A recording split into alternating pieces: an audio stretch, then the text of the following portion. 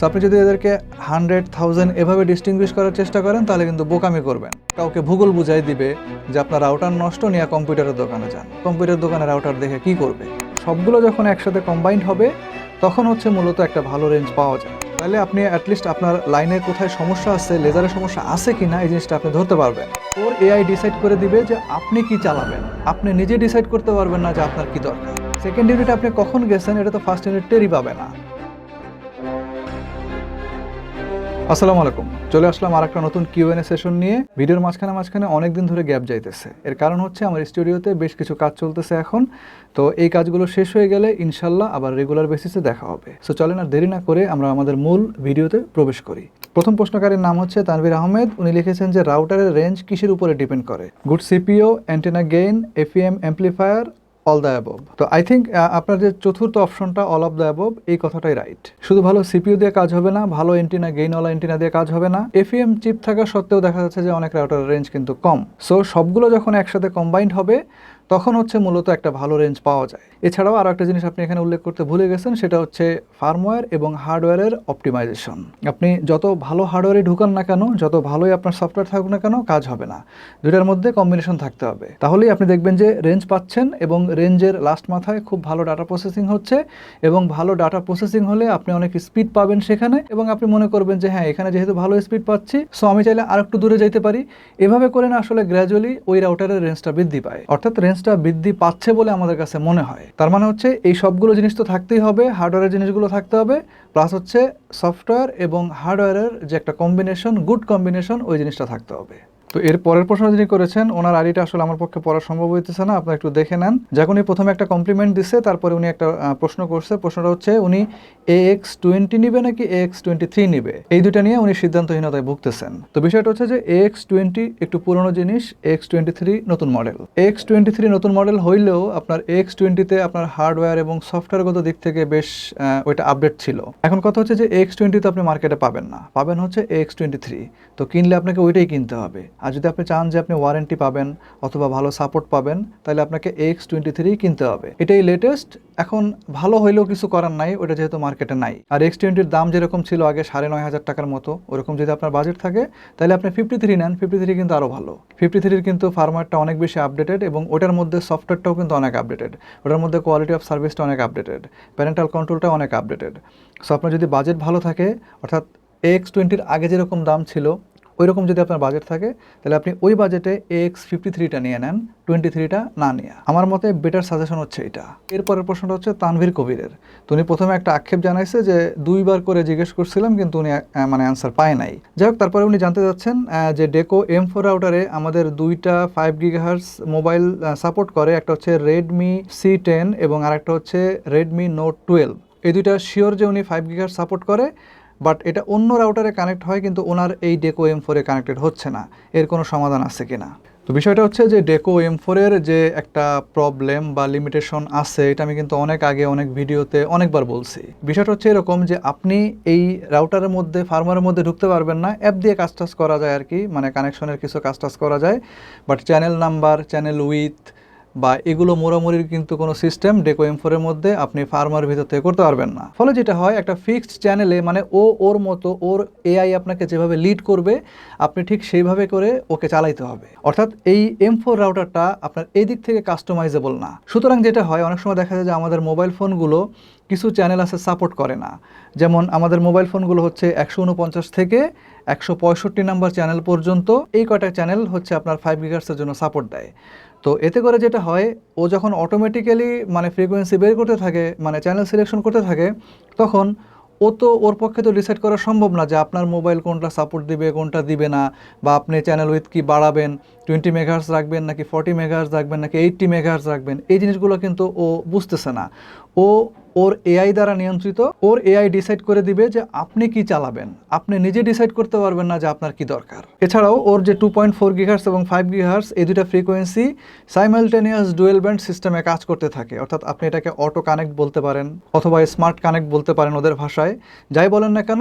2.4 GHz এবং 5 GHz এই frequency দুইটা একত্রে কাজ করে অলওয়েজ।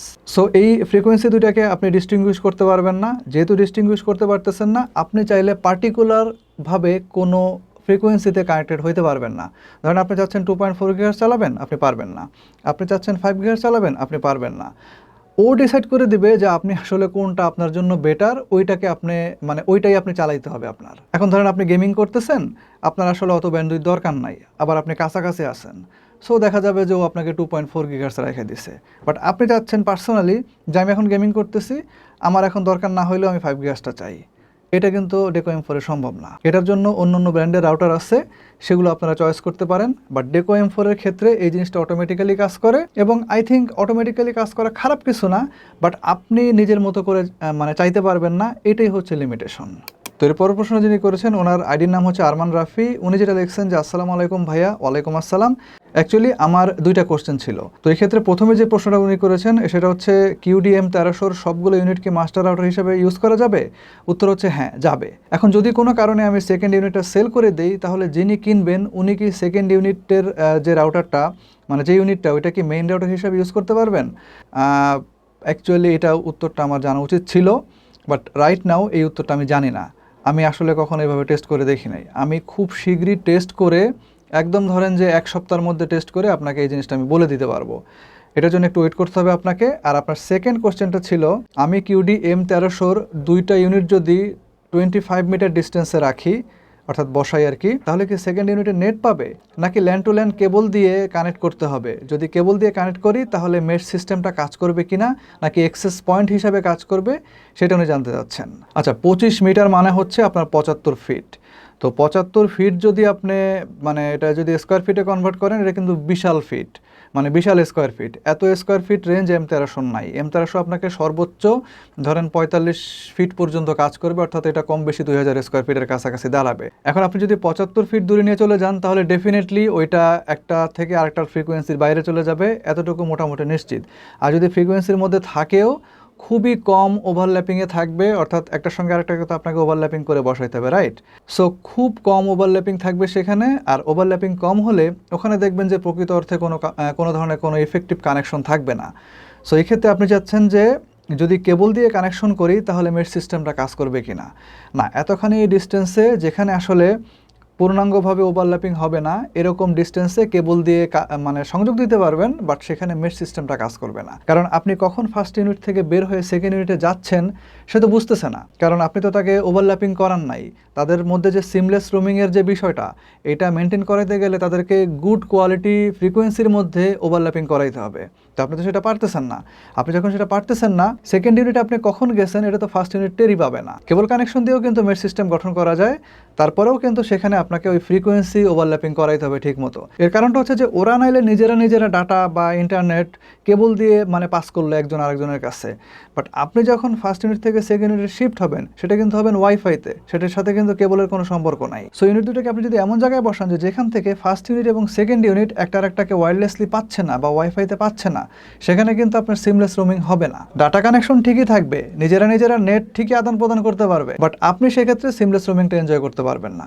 এটা হচ্ছে আসল কথা। সো যেহেতু এখানে সিমলেস রোমিংটা কাজ করতেছে না, তার মানে মেশ সিস্টেমটাও কাজ করতেছে না, so as a access point আপনার সেকেন্ড ইউনিটটা কাজ করবে। এর পরের প্রশ্নটা যেখান থেকে আসছে, তার আইডির নাম হচ্ছে মিক্সড নুব। উনি লিখছেন যে ভাই, আমার আইএসপির কাছ থেকে আমি 800 টাকায় 15 MBPS নিয়েছি, কিন্তু নেট বিকাল থেকে 5 থেকে 6 MBPS থাকে আর দিনের বেলায় 12 MBPS থাকে। এর কারণ কি? আমি আইএসপিকে বললে সে আমাকে রাউটার কম্পিউটারের দোকানে নিয়ে যাইতে বলে। এখন আপনার আইডির শেষে যে নুব লেখা আছে, এটা উনি মনে হয় সিরিয়াসলি নিয়ে নিচ্ছে যে আপনি একজন নুব, আপনাকে যা বোঝাবে আপনি তাই বুঝবেন। তো আপনি ওনাকে বলেন যে ভাই, আমার আইডির দিকে যায়েন না, আমি কিন্তু আসলে নুব না। আমার পিছনে একটা কথা দেখবেন প্রায় লেখা থাকে যে মানুষ হওয়া আগে। তো এই ডায়লগটা আপনি আপনার আইএসপির ক্ষেত্রে ব্যবহার করতে পারেন, ওনাকে গিয়ে শোনাইতে পারেন। আপনি তো জানেন যে সারাদিন অফ পিক থাকে, সন্ধ্যার পর থেকে সেটা পিক আওয়ার শুরু হয়। তো পিক আওয়ার যখন শুরু হবে তখন আপনি স্পিডটা কম পাবেন, আর অফ পিক যখন থাকবে তখন স্পিডটা বেশি পাবেন। যদিও বা এই যে পিক অফ পিকের বিষয়টা আসলে পুরো বিশ্বের কোথাও নাই, এটা আমাদের দেশের সিচুয়েশনে আমরা একটু কনসিডার করে নেই। তার মানে এই না যে কেউ কাউকে ভূগোল বুঝাই দিবে যে আপনার রাউটার নষ্ট, নিয়ে কম্পিউটারের দোকানে যান। কম্পিউটার দোকানে রাউটার দেখে কি করবে? কম্পিউটার দোকানে কি রাউটার ঠিক করা যায়? এক হচ্ছে দিনের বেলা তার 15 MBPS এর লাইনে সে পাচ্ছে 12 MBPS, 3 MBPS অলরেডি নাই। তারপরে সন্ধ্যাবেলা সেটা পাচ্ছে 5-6 MBPS, মাইনা নিলাম। তারপরেও আপনি যদি তাকে রাউটার নিয়ে কম্পিউটার দোকানে যাইতে বলেন, এটা তো একদম হাস্যকর ছাড়া আর কিছু না। এটা হাস্যকর। সো আপনার এখন একটাই করণীয়, আপনি অন্য একটা আইএসপি খোঁজেন, খুঁজে ওনাকে বাদ দিয়ে নতুন আর একটা আইএসপির কাছ থেকে লাইন নিয়ে তারপর তার লাইনটা চালান। যে আইএসপি যখনই আপনাকে এরকম সমস্যার ক্ষেত্রে বলবে আপনার রাউটারের সমস্যা, আপনি ওইটা নিয়ে কম্পিউটার দোকানে যান, ঠিক করে নিয়ে আসেন, সঙ্গে সঙ্গে ওই আইএসপিকে সালাম দিয়ে দিবেন। এছাড়া আর কোনো সমাধান আসলে বাংলাদেশের পার্সপেক্টিভে আমি দেখি না। এরপরে প্রশ্ন করেছেন আবির চৌধুরী, উনি লিখছেন যে আইবল একটা মডেল লিখছেন, এই রাউটারটা ইউজ করি, তো প্রবলেম হচ্ছে যে কিউআর কোড দিয়ে পাসওয়ার্ড শেয়ার করার অপশনটা উনি খুঁজে পাচ্ছেন না, তো কোনো অপশন থাকলে জানাইতে বলছেন আর কি। আর কথা হচ্ছে যে আপনি আসলে ডাইরেক্ট কিউআর কোড বন্ধ করার বা এরকম মানে অমিট করার কোনো সিস্টেম কোনো রাউটারের মধ্যে থাকে না। রাউটারের মধ্যে কতগুলো সেটিংস থাকে, যেমন ম্যাক ফিল্টার অথবা আইপি ফিল্টার, অথবা ধরেন যে ম্যাক রিজার্ভেশন, আইপি রিজার্ভেশন, তারপরে ধরেন আরও থাকে হচ্ছে আপনার অ্যাক্সেস কন্ট্রোল। এইগুলোর মাধ্যমে কন্ট্রোল করে তারপরে এই জিনিসটাকে, এই ধরনের কাজ করা থেকে আসলে বাইরের ইউজারদেরকে বিরত রাখতে হয়। আপনি ডিরেক্ট কোনো অপশন পাবেন না যেখানে চাপ দিলে আসলে কিউআর কোডটা বন্ধ হয়ে যাবে, কারো কোনো কিউআর কোড আর কাজ করবে না, এরকম কোনো সিস্টেম কোনো রাউটারের মধ্যে নাই। একদম স্পষ্ট কান খুলে শুনে রাখেন, এরকম কোনো অপশন শুধু আইবল না, কোনো রাউটারের মধ্যেই নাই। আপনাকে আমি যে অপশনগুলোর কথা উল্লেখ করলাম, ফার্মারের মধ্যে থেকে আপনার যেটা থাকবে, এর মধ্যে থেকে যেটা থাকবে সেটাকে ইউজ করে আপনার নেটওয়ার্ক অথবা আপনার ওয়াইফাইকে সেভ রাখতে হবে। এরপরের প্রশ্নটা হচ্ছে বিডি আরিয়ানের, উনি লিখছেন যে ভাই QDWR 1200 মডেলের রাউটারের সাথে ভিসলের এক্সপন অনুটা কিনি, বাট আইএসপি ওনাকে বলছে যে ওনার ওই অনুটা সাপোর্ট করবে না, ভিসলের এই অনুটা ব্যবহার করলে ওনার মানে লাইন আসে না। যখন আইএসপি হুয়াওয়ের এক্সপনটা ব্যবহার করতেছে তখন সঙ্গে সঙ্গে নেট চলে আসতেছে। এখন কথা হচ্ছে যে ভিসলটা কেন চলে না বা ভিসলটা দিয়ে নেট কেন আসে না, প্রবলেমটা কোথায়, এটা উনি জানতে চাচ্ছেন। দেখেন, এটা বিভিন্ন কারণে হইতে পারে, কারণটা আসলে না দেখে এইভাবে এক্স্যাক্টলি বলা সম্ভব না, বাট খুব সম্ভবত যেটা আমার কাছে মনে হচ্ছে, আপনার আইএসপির যে লেজার সেটা অনেক বেশি, অর্থাৎ মাইনাসের দিকে অনেক বেশি। ধরেন সেটা 30, 32, 34ও থাকতে পারে, আমি জানি না কত আছে। যেহেতু উনি হুয়াওয়ের এক্সপন ব্যবহার করতেছে, হুয়াওয়ের এক্সপনের একটা মানে বৈশিষ্ট্য হচ্ছে ওটা অনেক বেশি লেজার থাকলেও সাপোর্ট করতে পারে। আর আপনি যেটা ব্যবহার করতে চাচ্ছিলেন যে ভিসলের এক্সপন, ওইটা আসলে -27, -28 এর উপরে লেজার সাপোর্ট করে না অফিসিয়ালি, বাট আনঅফিসিয়ালি সেটা -30 পর্যন্ত যাইতে পারে। যদি না যায় আপনি তারা দোষ দিতে পারবেন না, কারণ হচ্ছে 30 পর্যন্ত না যাওয়াটাই ভালো। তাহলে আপনি অ্যাটলিস্ট আপনার লাইনে কোথায় সমস্যা আছে, লেজারের সমস্যা আছে কি না, এই জিনিসটা আপনি ধরতে পারবেন। যেহেতু হুয়াওয়ের অনু আমি যতটুকু জানি যে -30, 32, 34 পর্যন্ত সাপোর্ট করে, সুতরাং ওইরকম একটা লেজার যদি থাকে হুয়াওয়ের অনু সাপোর্ট দিবে। বাট সেখানে আপনারা দেখবেন যে ভিসল, সিডাটা বা বিডিকম বা এই টাইপের আরও যারা ভালো ভালো ব্র্যান্ডের যারা অনু প্রোডাকশন করে, এসব কোম্পানির অনু দেখবেন যে ওই লাইনে চলবে না। এই ক্ষেত্রে আপনি যেটা করতে পারেন, আপনার আইএসপিকে বলতে পারেন যে তোমার লেজারটা ঠিক করো, তাইলে আমার এই এক্সপনটা চলবে, ভিসলের এক্সপনটা চলবে। আই থিঙ্ক ওদের লেজারে প্রবলেম আছে, অথবা আপনি মানে ওর কাছে জিজ্ঞেস করেন যে আমার লেজার কত আছে তুমি বলো, মাইনাস কত আছে বলো, আমাকে দেখাও। মোটামুটি শিওর আমি যে আপনি দেখবেন যে ওটা 30-এর উপরে আছে। 30-এর উপরে থাকার কারণে আসলে মূলত আপনার ওই যে ভিসলের এক্সপনটা ওইটা সাপোর্ট করতেছে না, হুয়াওয়েটা সাপোর্ট করতেছে। এটা ছাড়াও আরও অনেক কারণ থাকতে পারে, বাট ওইটা আসলে লাইন না দেখে বলতে পারবো না আমি। এরপরে যিনি প্রশ্ন করেছেন, ওনার আইডির নাম হচ্ছে সাদমান সাকিব, উনি লিখছেন যে 100 Mbps এর লাইন, অর্থাৎ ওনার লাইন হচ্ছে 100 Mbps এর। এখন উনি যদি 100 Mbps এর রাউটার না কিনে 1000 Mbps এর রাউটার কেনেন, তাহলে অতিরিক্ত কোনো সুবিধা পাবেন কিনা? ভাই, আপনার 100 Mbps এর লাইন চালাইতে গেলেও কিন্তু আপনার 1000 Mbps এর মানে ওয়ান পোর্ট লাগবে। কারণ ওই যে আপনি যেটা দেখেন যে 100 Mbps এর মানে রাউটার, ওই রাউটার কিন্তু পুরোপুরি 100 Mbps আপনাকে দিতে পারবে না, ওইটার ওই ক্যাপাসিটিই নাই দেওয়ার, ওইটা ওই পর্যন্ত যাইতেই পারবে না। আপনাকে 100 Mbps থেকে ফুল সাপোর্ট নিতে চাইলে অবশ্যই 1000 Mbps এর একটা রাউটার ব্যবহার করতে হবে, এবং শুধু 1000 Mbps এর রাউটার সাপোর্টের কারণে ব্যবহার করতে হবে বিষয়টা এরকম না।